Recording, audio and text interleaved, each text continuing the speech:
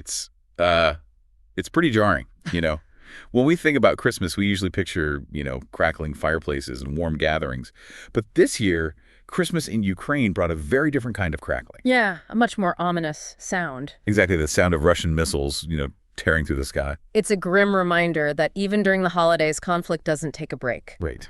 And today we're diving deep into a recent BBC article to explore this. Okay. It's titled Ukraine. Zelensky condemns inhumane Russia Christmas Day attack. Okay. It was published on December 27th. Got it. And it really paints a pretty grim picture of what unfolded on Christmas Day. So this article basically details a massive attack that happened on Christmas Day. Yeah. And it was aimed at, the heart of Ukraine's energy infrastructure, which was already incredibly fragile. Exactly. And what's really concerning is the sheer scale of this attack. Yeah. We're not talking about a few missiles here. Right. Ukraine's Air Force actually detected 184 missiles and drones launched by Russia. Wow. 104. Yeah, it's a massive number. That's a staggering number. And, even though Ukrainian defenses did manage to intercept a lot of them, Yeah.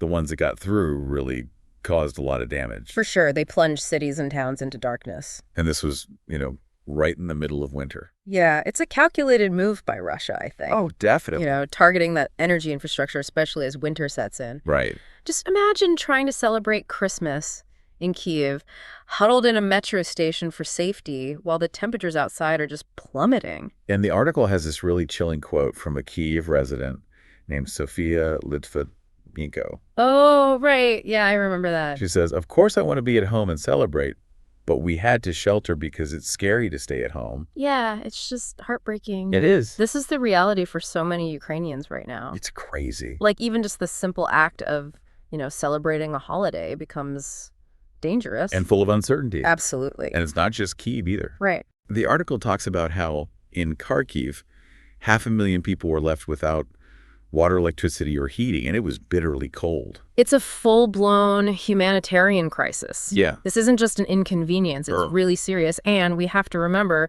this attack is the 13th major assault on their energy sector just this year. Wow. Yeah. So 13th this year. 13th this year. And if you remember back in September, Zelensky said that something like 80% of Ukraine's energy infrastructure was already destroyed. Geez, so it seems like a very deliberate attempt to really cripple Ukraine as a nation, to make them vulnerable, especially during these really harsh winter months. Yeah, I think that's a fair assessment. And Ukrenergo, which is their state-owned power company, they warned that these power cuts could last for days. Oh, wow. And they had to impose some pretty strict usage restrictions as well.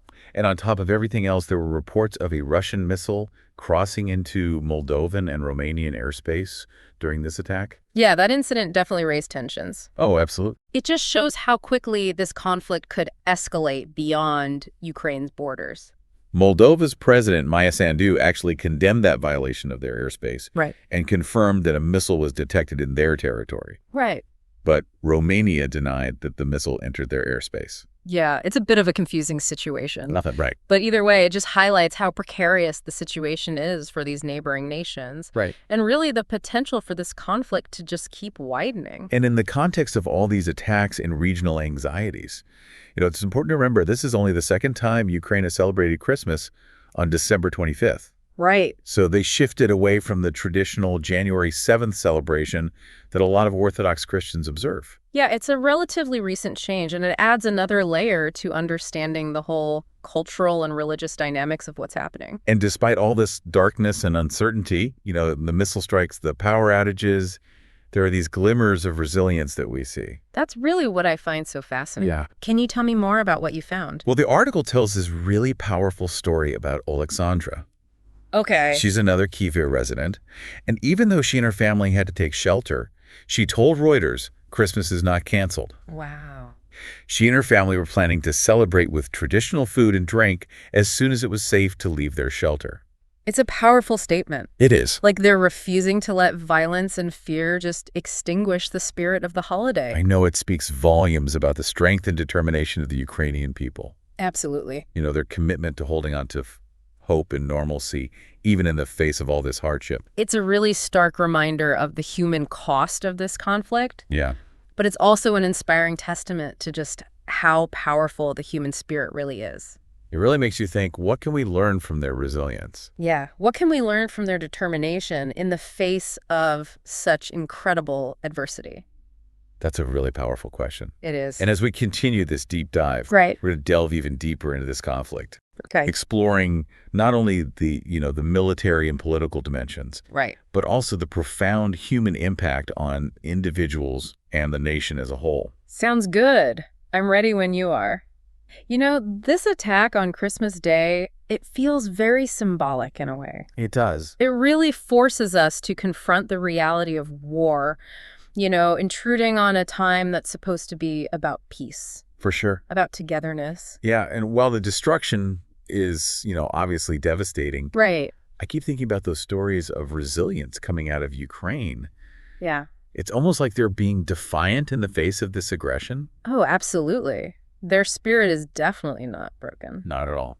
The BBC article highlights how even as they were seeking shelter, many Ukrainians still planned to celebrate Christmas with their traditional food and drink as soon as it was safe. It's incredible. It is. They're determined to maintain some sense of normalcy, Yeah. like a small light amidst all this darkness. Yeah. But, we can't forget that this attack is part of a much larger pattern. A very troubling pattern. Yeah. Russia's targeting civilian infrastructure, Right. This is a deliberate attempt to break the Ukrainian people. To demoralize them. Yeah, to undermine their resistance, and it's been relentless. As we said, this Christmas Day attack was the 13th major one on their energy sector just this year alone. It's hard to even grasp the cumulative impact of that. Yeah, imagine the psychological toll. Exactly. Living under that constant threat, never knowing when the lights might go out or if you'll have heat or running water. It's a humanitarian crisis unfolding right in front of us. And the implications go way beyond just the immediate suffering. Of course. Destroying infrastructure like this, Yeah. it cripples a nation's ability to function even after the conflict is over. Exactly. It makes you wonder about the long-term consequences, Yeah. not just for Ukraine, but for how wars are fought in the future. It sets a dangerous precedent. What message does this send to the world? Well, the international community has condemned these attacks. Yeah. Leaders like President Biden and President Zelensky have used really strong language. But condemnation isn't really enough, is it? That's true. The United States and their allies have pledged continued support for Ukraine. Right, including military aid. Right, but the question is, how long can they keep that up? And will it be enough to actually change the course of this war? Exactly. It's a really complex situation with no easy answer. It's a tragedy. It is, and the human cost is already so immense. And the longer it drags on, the worse it's going to get. For everyone involved, both inside and outside of Ukraine. You're right. And that brings us to another crucial point. Okay. This conflict has the potential to really destabilize the entire region. Oh, absolutely. That incident with the missile crossing into Moldovan airspace. Right. Even though it's still unclear whether it reached Romania or not, Right. it's a warning sign. It shows how quickly things could escalate. Absolutely.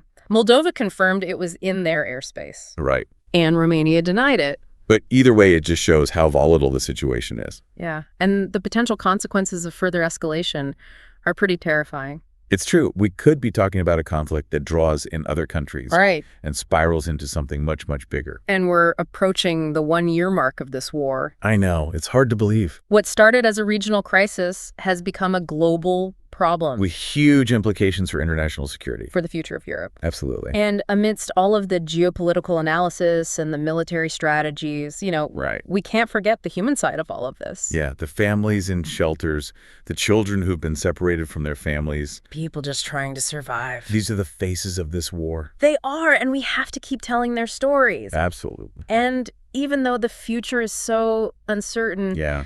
the resilience of the Ukrainian people does give me some hope. Me too. Their determination to not be broken. Yep. Those are the things that are going to determine the fate of their country. And their ability to hold on to hope.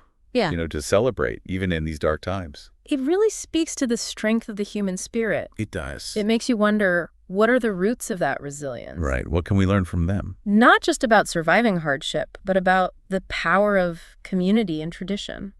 It's a fascinating question. And to really understand the full significance of what's happening, Yeah. we need to look at the history of Russia and Ukraine. It's a long and complicated history. It is, with periods of cooperation and really bitter conflict. Exactly. Understanding that history is key to understanding what's happening now. For sure. It's not just a territorial dispute. It's about identity, about different narratives. It's about the very soul of a nation. I think it's safe to say we've only just scratched the surface here. Yeah, we need to unpack all of the layers of history and politics and culture. And think about what could happen next. What are the chances for a peaceful resolution? What can the international community do to help? Yeah. It's a really complex relationship, right? Oh, it is. Centuries of shared history, Yeah. but also, periods of conflict and domination. Yeah, their histories are really intertwined. Is. They share cultural ties, linguistic ties. Their stories have been woven together for generations. Fascinating.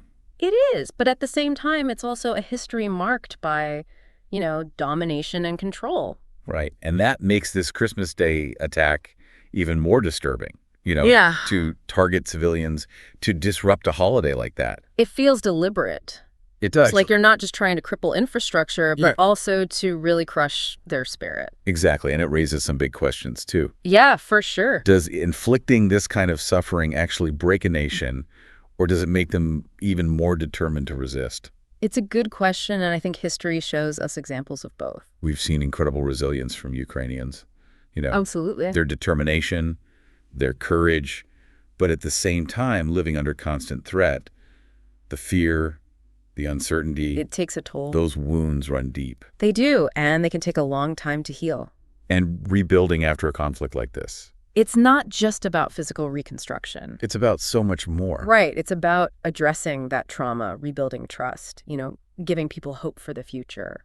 And that brings us to the big question, where do we go from here? Right. Is there any path to peace in this situation? It feels so intractable. It does. It's a question that everyone's grappling with. And there are so many different opinions. Yeah, some people believe that the only way forward is to keep supporting Ukraine militarily. Right. The idea being that strength and deterrence will stop the aggression. Exactly. But then others think that a diplomatic solution is the only way. Negotiations to stop the bloodshed. Exactly. But it's a very delicate balance. With huge consequences. The decisions made in the coming months are going to be crucial. For Ukraine, for the entire region, for the whole world, really. The world has really rallied around Ukraine, haven't they? They have providing aid, economic support, military assistance. Right. But there are also concerns about escalating the conflict. Nobody wants a wider war.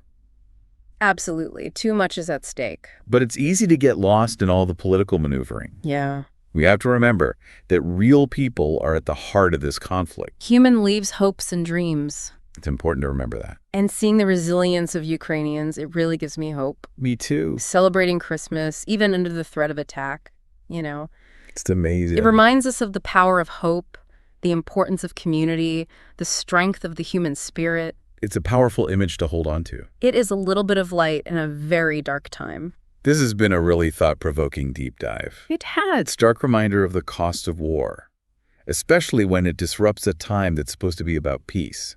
Yeah, the contrast is really striking, isn't it? It is. The brutality of war, and at the same time, the resilience of humanity.